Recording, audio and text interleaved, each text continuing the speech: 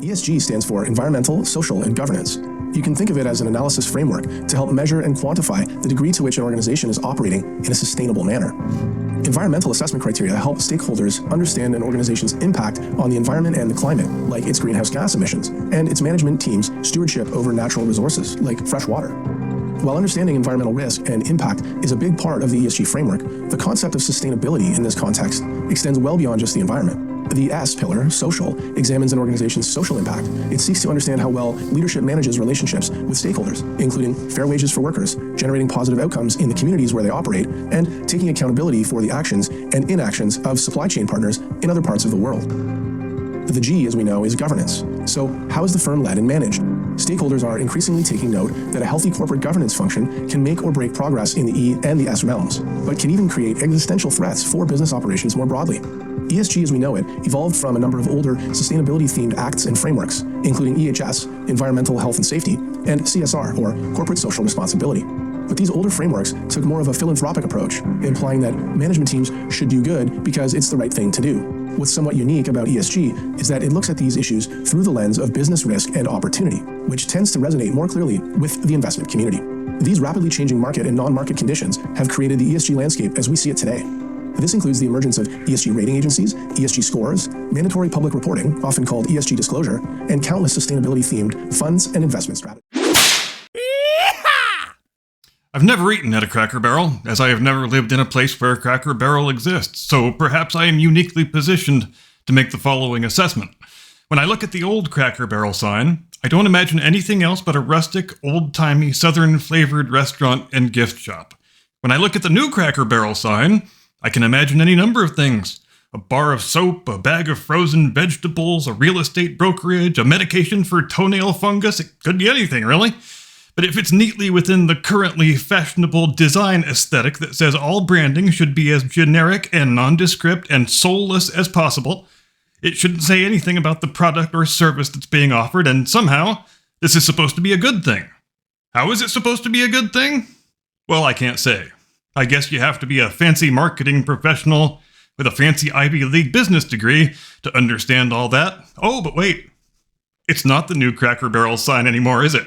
Because it was announced yesterday by the woke three-name-having female CEO that, after 4 days of being raked over the coals by pretty much everyone, including the President of the United States, having their stock price go down the toilet, and a Saturday night in which pictures of empty Cracker Barrel parking lots during what should have been the dinner rush hour were going all kinds of viral, they are undoing all the changes and going back to the original sign, up to and including the toxic old white man in the overalls.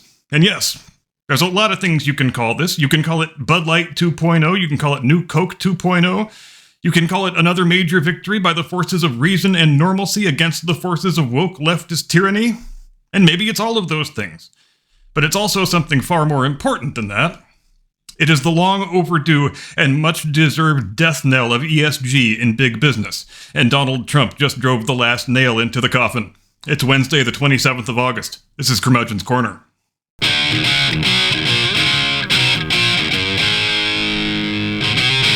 From high atop the battlements of Castle Curmudgeon, where we are never taking down the toxic old white man from the sign in front of the store. Good afternoon, Mr. and Mrs. America, and all ships at sea. Welcome to Curmudgeon's Corner. Let's talk about environmental and social governance, ESG to its friends. You've probably heard the term before, but you may have an imperfect understanding of what it is, what it does, and where it came from. For example, if you've ever scratched your head and wondered how a company like Cracker Barrel, of all things, winds up with a woke female CEO and a marketing leadership team made up of 8 white women and 1 male homosexual, when that seems so obviously contrary to the company's own self-interest, well, that stuff is all about ESG scores, which have been used for the last 20 years, and even more so in the last decade, as an extortion scheme, whereby every publicly traded company is threatened with destruction and loss of investors if they don't jump through all the proper hoops of wokesterism. You have to have a diverse leadership, you have to have a climate action plan, you have to have a DEI department, you have to do a whole lot of LGBTQIA outreach, basically the whole scorecard of everything that sucks and is stupid about woke leftism. And it will surprise you likely not at all to learn the original architect of this thing was Uncle George Soros himself, and the original mouthpiece for it was the United Nations, which has been for some years now effectively the wholly owned propaganda arm of the Soros organization. When Uncle George says jump, the UN says how high and how many times. And so it was that in early 2004, the United Nations announced the creation of the UN Environment Program and Finance Initiative, EPFI to its friends. And the new committee immediately issued a report entitled Who Cares Wins, the thrust of which was that if we're going to save the planet from certain destruction by the ravages of anthropogenic climate change, then every big corporation has to govern itself according to the diktats issued by the high priests of the climate cult religion. And if it doesn't, then all of the Soros-controlled investment firms and venture capital groups are going to divest from that company or never invest in it in the first place. And in addition to the climate change stuff, the report also stated that, as long as we're saving the planet, we might as well diversify the world's corporate boardrooms while we are at it. And it's in this report that the idea of the ESG score is first mooted.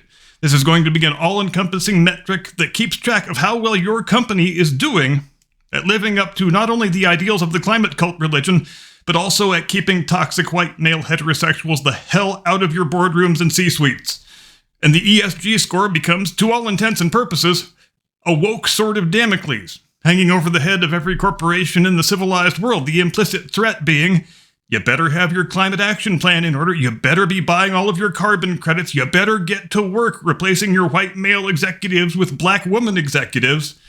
And if you do that to the satisfaction of Uncle George and his UN surrogates, who are going to be the ones keeping the scorecards on this thing, then your ESG score will be nice and high, and the investment capital will keep rolling in. But if you defy us, if you don't play ball, if you don't have enough women and gays in your leadership, if you don't dutifully mouth all of the dogmas and the orthodoxies of the climate cult religion, then your investors are going away and you will be ruined.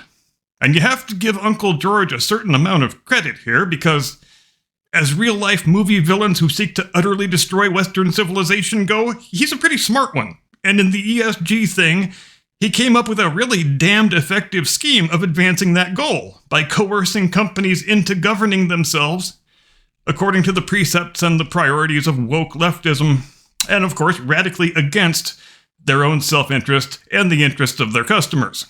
So how does a company like Cracker Barrel, a company founded on and defined by the traditional tastes and values of the American South, wind up with a woke female CEO and a marketing leadership team made up of 8 women and 1 male homosexual?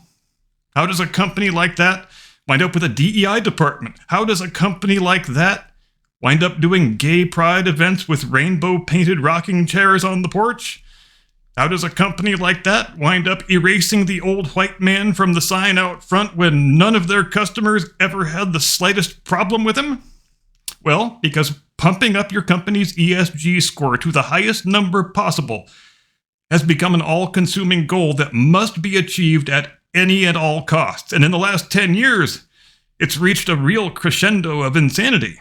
You can go to the website for basically any large organization in the United States and elsewhere, and just look at the pictures of the people in the leadership positions. You'll see black women, Latina women, and Asian women wildly overrepresented according to their share of the population at large. And you'll see toxic white male heterosexuals wildly underrepresented. Are these hiring decisions ever made with a focus on skills or competence or experience? They are not. They are made 100% according to immutable personal characteristics, because that's how you wind up making your ESG score go up and not down. Every company lives in terror of having their ESG score be lower this year than it was last year, because then the woke internet rage mob grabs their torches and their pitchforks and marches on your corporate headquarters waving signs and chanting slogans about how terribly racist and homophobic you are. But that ended yesterday. And you know why it ended? Because the worst nightmare of the forces of institutional wokesterism has now come to pass. Donald Trump has more cultural cachet than George Soros does, and that wrecks the entire project, baby. Trump spent the last week quietly observing developments in the Cracker Barrel rebranding fiasco. He didn't say anything until the time was right, Julie Masino, the woke CEO, who just 1 week ago was smirking up a storm on Good Morning America, declaring that people love what we're doing. As she was trying to find a half-assed damage control solution to this thing, issuing mealy-mouthed statements like, well, we could have done a better job rolling out these changes, without, of course, making any suggestion of actually undoing them. But then, yesterday afternoon, President Trump decided the time was right to weigh in, and what he said was rather starkly similar to something I had written earlier in the day, when I said, if they undo the changes, if they fire the woke CEO and profusely apologize for offending their customers so badly, then they will probably get the biggest crowds in the door that they've had in at least the last 15 years. It could wind up being the greatest unintentional marketing coup since the New Coke fiasco of 1985. And that's basically the same thing Trump said in not so many words. He says, just do the right thing. Switch the sign back. You'll wind up with $1 billion worth of free advertising and positive word of mouth. You can turn a disaster into a triumph. And what happened next was really quite amazing. Almost as soon as the words had escaped his mouth, Cracker Barrel issues a statement saying, okay, we give up. We are switching the sign back. We are so very sorry for the dumb mistake. And I bet capitulating to Donald Trump was the most hateful thing Julie Masino ever had to do, but does it serve her right? You bet your ass it does.